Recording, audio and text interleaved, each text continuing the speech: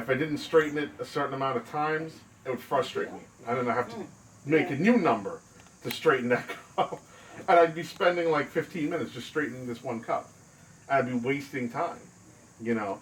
So for when it came in, the hardest part was not knowing what it's called. Because at this point, I didn't know what it was officially called.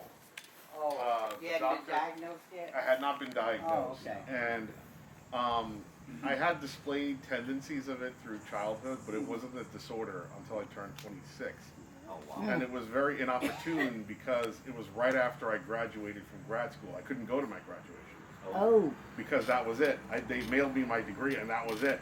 I couldn't really enjoy the fruits of my labor for like the past 4 years because I was like, you know, that was it. And so I had to put off looking for work. I had 2 part-time jobs I was doing, and the future was looking okay, and I had to quit them both. Oh boy! I couldn't, you know, I became what they call almost purely obsessional, which is like you're not able to leave the house. You're, I wasn't even in the whole house. I was just in one corner of the house. Oh. And I live in a 1-bedroom apartment with my parents, so you can imagine that's tough. Yeah. But through their love, they never gave up on me, and they sacrificed a lot. They came to this country with little to no money, and they, you know, we're still trying to find the American dream here, and they just never stopped. They never quit, and whatever it took to get me better. Yeah, and I met, you know, a few quacks along the way who said, "Oh, I treat OCD," and then, you know, their whole therapy was, "Well, why don't you just get over it?" Yeah, that's a good treatment. Yeah, and then that was their whole plan. And then when they couldn't treat it, they were like, "Well, maybe you should go to the psych ward in the public hospital Oh, jeez. and spend like a week. They can Yeah. observe you because maybe you don't have OCD alone." And as his best friend, I just didn't get it. I'm like, come on, man, let's go out. He's like, nah, I got OCD. I'm like, what? I like your comments. You're real. I'm like, what do you mean you got OCD? I want to go eat.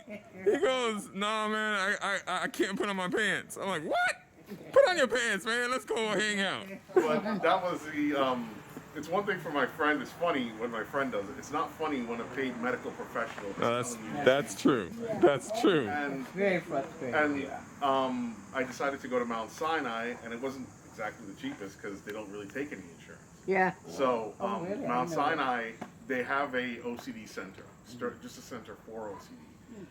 And I did about 1.5 years of therapy and medication. And after a while, I got better. They have a scale to measure OCD. It's called the Y box, the Weimar box. And on a scale of 1 to 40, 40 being the most obsessional, I was like a 39 out of 40. True story. Good. This is a true story. Yeah. Jason and I went on television in the Bronx to promote the film, the film that we showed you guys, like before the start, the Yeah.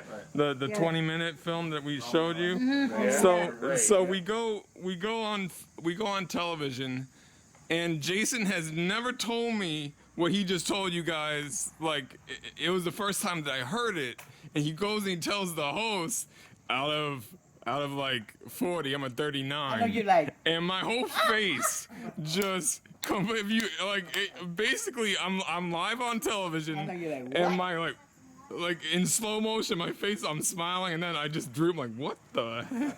What? Yeah. You're 39? Yeah. Like you could have just warned me about this. Yeah, and No wonder. Surprise. yeah, No wonder you didn't want to come hang out. yeah, and Yep. it was funny because when I left, the treatment worked because I went down to 14 out of 30, which is normal.